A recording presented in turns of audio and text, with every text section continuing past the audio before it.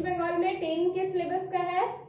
तो first topic है हमारा सदृश्यकरणी और अदृश्यकरणी। सदृश्यकरणी किसे बोलते हैं और अदृश्यकरणी किसे बोलते हैं?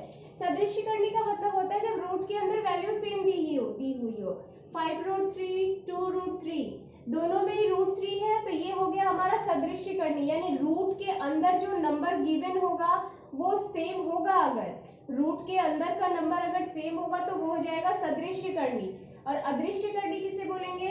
जैसे 5√3 और ये 2√6 है या कुछ भी हो, यानी रूट के अंदर वाली जो वैल्यू होगी वो डिफरेंट होगी, तो उसे अदृश्यकरणी बोलते हैं। सदृश्यकरणी रूट के अंदर सेम नंबर हो, अदृश्यकरणी रूट के अंदर डिफरेंट नंबर हो, तो ये हो गया अदृश्यकरणी। नेक्स्ट क्वेश्चन, अब क्वेश्चन ऐसे कुछ पूछा जाता है, जैसे एक क्वेश्चन हो गया √12 प्लस √18, इसको सॉल्व करना है, संक्षिप्त रूप में लिखना है। इसमें बहुत सारे टर्म हो सकते हैं, इसमें 2 टर्म अभी मैंने लिया है, आगे मैं आपको 3 टर्म 4 टर्म लेकर भी बताऊंगी। फर्स्ट 2 टर्म को सॉल्व करते हैं। इसे सॉल्व कैसे करना है? तो √12 जो है, यानी रूट के अंदर जो 12 है वो किसी का स्क्वायर नहीं होता है, तो इसे ब्रेक करेंगे। 4 3 12 प्लस 18 को ब्रेक करते हैं, 9 2 18 ब्रेक किए। 4 किसका स्क्वायर होता है? वो 2 का स्क्वायर होता है, यानी 2 हमारा बाहर आ गया। अंदर रूट के अंदर क्या बच गया? 3। यहाँ से क्या बाहर आएगा? 9 जो होता है वो 3 का स्क्वायर होता है, यानी 3 बाहर आ गया हमारा, और रूट के अंदर बच गया 2। तो ये अब हम इसे क्या करेंगे? ऐड नहीं कर सकते हैं। जैसे कि हम बीजगणित में पढ़ते हैं, अगर 5x है, 5x प्लस 2x है, तब इन दोनों को ऐड कर सकते हैं। लेकिन अगर ये 5x प्लस 2y हो, तब इन दोनों को हम ऐड नहीं कर सकते हैं, क्योंकि दोनों में डिफरेंट अल्फाबेट है। तो करनी में भी सेम होता है, अगर रूट के अंदर सेम हो, यानी कि सदृश्य करनी हो, जितने भी टर्म दिए हो उसे ऐड करना है या सब्ट्रैक्ट करना है, तो जितने भी टर्म दिए हो उन सब में रूट की वैल्यू सेम हो, यानी सदृश्य करनी हो, तो ऐड कर सकते हैं या सब्ट्रैक्ट कर सकते हैं। और अगर वो सदृश्य करनी ना हो तो उसे कुछ नहीं कर सकते हैं। यहाँ 2√3 है, ये 3√2 है, दोनों ही डिफरेंट है, तो बस यही पे हमारा आंसर हो गया। अगर ये सेम होता तो ऐड कर सकते थे, ये सेम नहीं था इसलिए ऐड नहीं किए।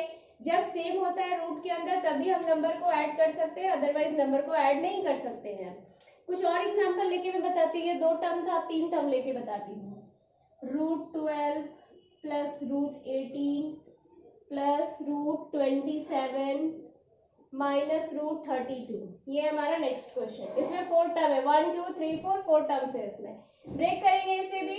√12 को 4 3 12 प्लस 18 9 2 18 प्लस 27 को 9 3 27 और 32 को 16 2 32। अब छोटे छोटे नंबर में भी इसे एक्सपेंड कर सकते हैं, जैसे 2 इंटू 2 इंटू 2 इंटू 2 में 16 को ब्रेक कर सकते हैं।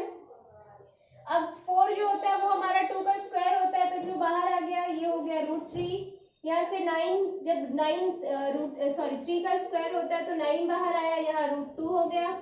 यहाँ से भी आपका 9 बाहर आएगा, यानी 3, तो ये √3 माइनस 16 से 4 बाहर आएगा, क्योंकि 16 जो होता है वो 4 का स्क्वायर होता है।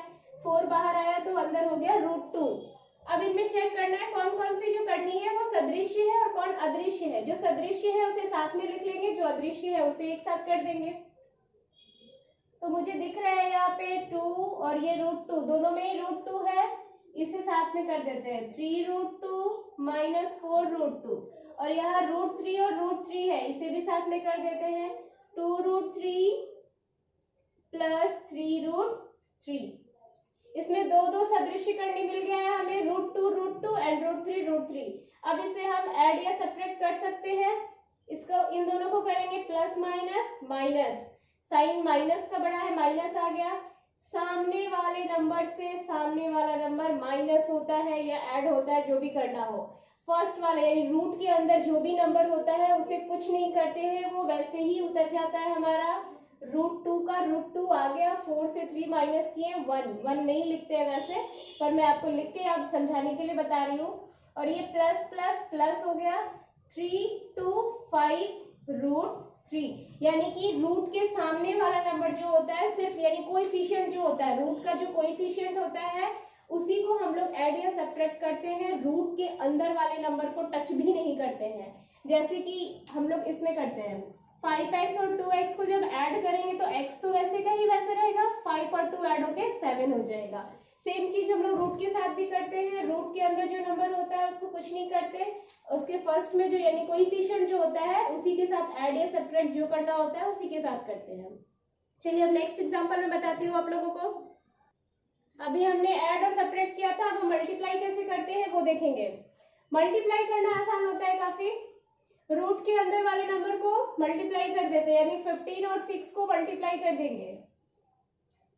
15 6 या 90, ये मल्टीप्लाई हो गया। रूट के अंदर में जो भी नंबर हो वो सदृश्य हो या अदृश्य हो उससे हमें कोई फर्क नहीं पड़ता, बस रूट के अंदर वाले नंबर को मल्टीप्लाई कर देते हैं।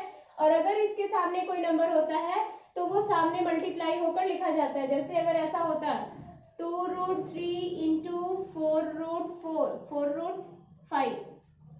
तब ये कैसे मल्टीप्लाई होता, 4 2 8 यानी कोएफिशिएंट से, और रूट के अंदर वाला नंबर 5 3 15 वो रूट से मल्टीप्लाई हो जाता। अब 90 को ब्रेक करेंगे, अगर वो रूट के बाहर आता है तो लिखते हैं और नहीं आता है तो नहीं लिखेंगे। तो रूट के बाहर आ जाएगा 90 हमारा, इसे ब्रेक करेंगे। 5 3 15 3 2 6, तो यहाँ पे क्या आ जाएगा रूट के बाहर, ये नेक्स्ट क्वेश्चन मैंने पहले ही लिख दिया था। यहाँ रूट के बाहर क्या आ जाएगा, ये 3 2 टाइम्स है तो 3 लिख देंगे। तो रूट के अंदर हो गया 5 2 10, यानी इन दोनों को मल्टीप्लाई करके 90 आया। अगर आप उसे ब्रेक करोगे तो 5 इंटू 3 3 इंटू 2, ये इसमें ब्रेक होगा, 3 का पेयर बन रहा है तो 3 बाहर आ गया, 5 2 10। तो मल्टीप्लाई हम ऐसे करते हैं। नेक्स्ट कुछ दूसरा एग्जाम्पल लेती हूँ। √3 इंटू √5 2√5, इसे कैसे मल्टीप्लाई करेंगे। इसका कोएफिशिएंट 1 है, इसका कोएफिशिएंट 2 है, तो 2 1 2 हो गया, और ये 5 3 15। 15 को ब्रेक करके कोई फायदा नहीं है, रूट के बाहर कोई भी नंबर नहीं आएगा, तो वो हो गया हमारा 2√15। मल्टीप्लाई करना काफी इजी होता है, कोएफिशिएंट के साथ कोएफिशिएंट को मल्टीप्लाई करते हैं और रूट के अंदर वाले नंबर के साथ रूट के अंदर वाले नंबर को मल्टीप्लाई करते हैं। और उसके बाद जो रूट है अगर वो ब्रेक होता है, जैसे यहाँ 90 को हम ब्रेक कर सकते थे, और क्योंकि वो रूट के बाहर आएगा कोई भी एक नंबर, तो इसलिए हमने इसे ब्रेक किया। पर 15 को ब्रेक करेंगे तो वो 5 इंटू 3 होगा, किसी का पेयर नहीं बन रहा है तो वो रूट के बाहर आएगा नहीं, इसलिए इसे ब्रेक नहीं करते हैं। तो ये था एडिशन और मल्टीप्लिकेशन। आज मैंने बताया आपको करनी में कैसे ऐड करते हैं, सब्ट्रैक्ट करते हैं, कैसे मल्टीप्लाई करते हैं। अब हम देखेंगे कि डिवाइड कैसे किया जाता है। ये तो मल्टीप्लाई करना हो गया, डिवाइड कैसे करते हैं। ये क्वेश्चन है हमारा, 8√3 को डिवाइड करना है 2√5 से। डिवाइड करते हैं 8√3 डिवाइडेड बाई 2√5। 2 से 4 कटेगा हमारा, 2 4 जा 8। अब कुछ नहीं कट रहा है तो ये हो गया 4√3 बाई ओनली √5, ये तो 1 हो गया, 2 1 जा 1। अब क्या करेंगे, जब हम डिवाइड करते हैं तो इस बात का ध्यान रखना है कि कभी भी डिनोमिनेटर में रूट नहीं आना चाहिए, कभी भी रूट नहीं आना चाहिए। और कोई नंबर हो सकता है, कोई सिंपल नंबर हो सकता है, पर रूट नहीं आना चाहिए। डिवाइड करते समय ये ध्यान में रखना है। अभी हमने पढ़ा मल्टीप्लाई कैसे करते हैं, अब हम देखेंगे डिवाइड कैसे किया जाता है। ये हो गया हमारा 8√3 बाई 2√5, इसे डिवाइड करना है। 2 से 8, 2 1 जा 2, 2 4 जा 8, ये तो कट गया, आया क्या हमारा 4√3 बाई 1√5। अब इस चैप्टर में करनी में हम ये देखेंगे कि जब भी डिनोमिनेटर में रूट हो तो उस रूट को हटाना होता है, यानी इस रूट को हमें हटाना है। तो क्या करेंगे, रूट को हटाने के लिए डिनोमिनेटर में जो भी गिवन हो, जैसे यहाँ √5 है हमारा, तो क्या करेंगे, ऊपर नीचे √5 से मल्टीप्लाई कर देंगे, दोनों ही जगह √5 से मल्टीप्लाई कर देंगे। यहाँ जो भी हो रूट के अंदर जो भी नंबर हो उसी से हम ऊपर नीचे मल्टीप्लाई कर देते हैं। अब यहाँ से रूट हमारा हट जाएगा, ये मल्टीप्लाई हो रहा है, इसके कोएफिशिएंट में 1 है तो 4 1 जा 4, रूट के अंदर 5 3 जा 15, यहाँ तो 1 है, 1 लिखते नहीं है, वैसे मैंने आपको समझाने के लिए लिखा था। अब ये √5 इंटू √5, तो √5 इंटू √5 क्या हो जाएगा, 5 5 जा 25, रूट के अंदर 25 हो गया हमारा। ये हो गया 4√15 25 क्या होता है, 5 का स्क्वायर होता है, तो ये रूट के बाहर आ गया। अब हमारा ये सही है, रूट के अंदर कभी भी डिनोमिनेटर में रूट के अंदर नंबर नहीं होना चाहिए, इसीलिए जब भी रूट आता है तो उसे रूट को रिमूव करने के लिए हम लोग ऊपर नीचे सेम नंबर से मल्टीप्लाई कर देते हैं, तो वो हमारा रूट रिमूव हो जाता है। जैसे √5 था, √5 इंटू √5, तो ये √25 हो गया। अब 25 जो होता है वो 5 का स्क्वायर होता है, तो यहाँ से हमारा रूट जो था वो रिमूव हो गया। तो इस तरह से हम लोग डिवाइड करते हैं। इसके और एग्जांपल में बताती हूँ ताकि आपको और अच्छे से समझ में आ जाए। जैसे क्वेश्चन है 2√3 को डिवाइड करना है √6 से, करते हैं।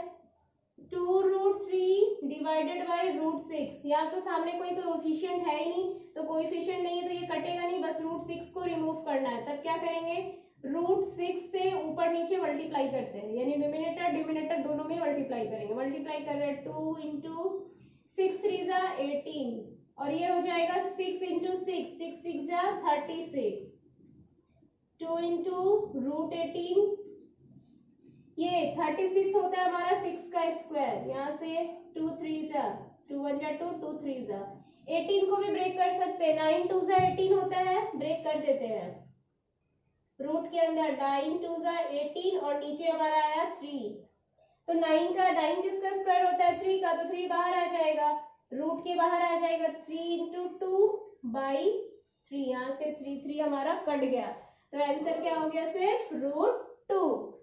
फर्स्ट में फिर से आपको समझा रही हूँ, 2√3 को डिवाइड करना था √6 से, पहले ही बताया डिनोमिनेटर में रूट नहीं होना चाहिए, इसको रिमूव करने के लिए क्या किया, ऊपर नीचे √6 से मल्टीप्लाई कर दिए, ये हो गया 2, 6 और 3 मल्टीप्लाई होकर हो गया 18, √6 मल्टीप्लाई होकर हो गया 36।